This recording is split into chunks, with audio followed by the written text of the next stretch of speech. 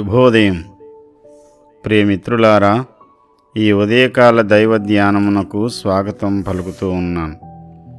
దేవుని పరిశుద్ధ వాక్య భాగములో నుండి 1 కొరింథీ పత్రిక 15వ అధ్యాయము 58వ వచనాన్ని చదువుకుని దేవుని వాక్యాన్ని ధ్యానము చేద్దాం. కాగా నా ప్రియ సహోదరులారా, మీ ప్రయాసము ప్రభువునందు వ్యర్థము కాదని ఎరిగి స్థిరులను కదలని వారును ప్రభు కార్యాభివృద్ధి యందు ఎప్పటికీ ఆసక్తులనై ఉండుడి. దేవుడి ఈ పరిశుద్ధ వాక్య భాగమును మన వినికిడిలో ఆశీర్వదించునుగాక. ఆమేన్. ప్రియమిత్రులారా, జ్ఞాని అయిన ప్రసంగి చెబుతాడు, వ్యర్థము వ్యర్థము సమస్తమును వ్యర్థము. ఈ భూమి మీద సూర్యుని క్రింద మనుషుల ప్రయాసమంతా వ్యర్థమని చెబుతాడు.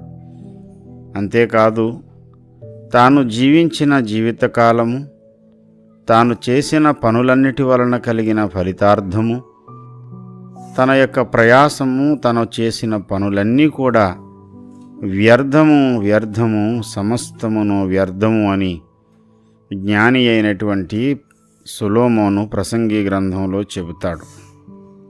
ఆ మాటకు పూర్తి వ్యతిరేక దశలో అపోస్తలుడైనటువంటి పౌలంటాడు కదా, మీ ప్రయాసము వ్యర్థము కాదు.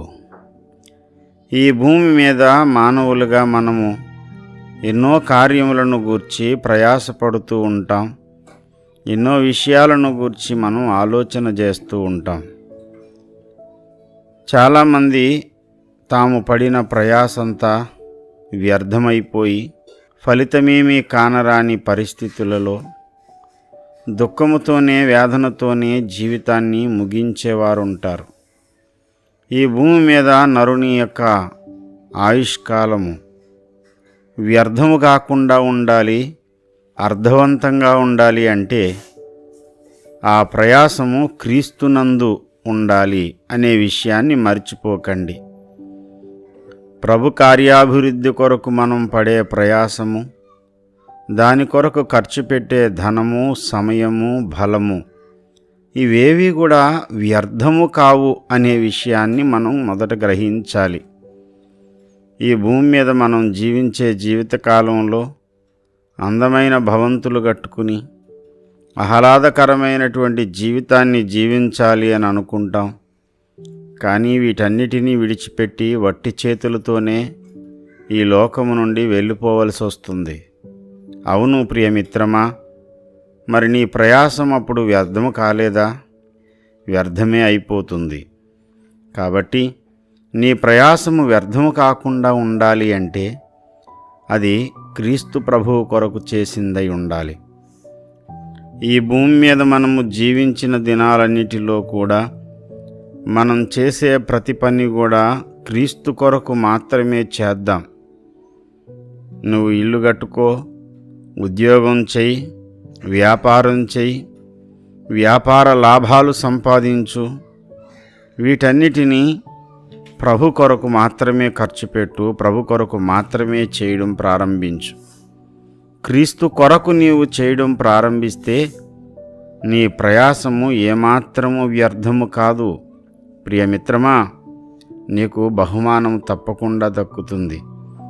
నువ్వు చేసినటువంటి కార్యాలు ప్రభు కొరకు చేసినవైతే అవి ఈ లోకంలో మాత్రమే కాదు, ఈ లోకాన్ని విడిచిన తర్వాత నీ క్రియలు నీ వెంట వస్తాయి. అవి నిన్ను కొనియాడేలాగా చేస్తాయి, బహుమానమునకు కారణమవుతాయి. పరలోక దేవదూతల ముందు, మహిమగల కెరూబుల ముందు, లెక్కింపలేని కోట్ల కోట్ల ప్రపంచాల ముందు, లెక్కింపలేని కోటాను కోట్ల విశ్వ పౌరుల ముందు ప్రభు నిన్ను గణపరచబోతున్నాడు.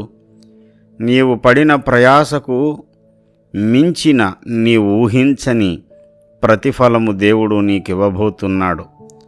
ప్రభు కొరకు స్వల్పమైన ఈ కొద్దిపాటి శ్రమ, కొద్దిపాటి ప్రయాస మహిమైశ్వర్యాన్ని మనకు సంపాదించి పెడుతుంది. యుగయుగాలు నిత్యత్వమంతా నిలిచిపోయే బహుమానమునకు కారణమవుతుంది. కాబట్టి దేవుని కొరకు నీవు ప్రయాసపడితే నీవు ధన్యుడవవుతావు. ఈ భూమి మీద మనము జీవించిన జీవితకాలమంతా దేవుని కొరకే మనము జీవిందాం. భక్తుడు చెప్పినట్లుగా ఈ పాపభూయిష్టమైన ఈ లోకములో ప్రభు కొరకు కాక ఒక్క నిమిషము కూడా నేను ఈ భూమి మీద నా కొరకు నేను జీవించను అనే తీర్మానం చేసుకుని గతకాలపు భక్తులలాగా మన జీవితాలు ప్రభుకి అంకితం చేద్దాం. ప్రభు కార్యాభివృద్ధి యందు ఎప్పటికప్పుడు ఆసక్తులమై ఉందాం. దేవుని కొరకు పురుగొల్పబడిన వారంగా ముందుకు సాగిపోదాం. దేవుడు అట్టి కృపను మనకు అనుగ్రహించునుగాక. ఆమేన్.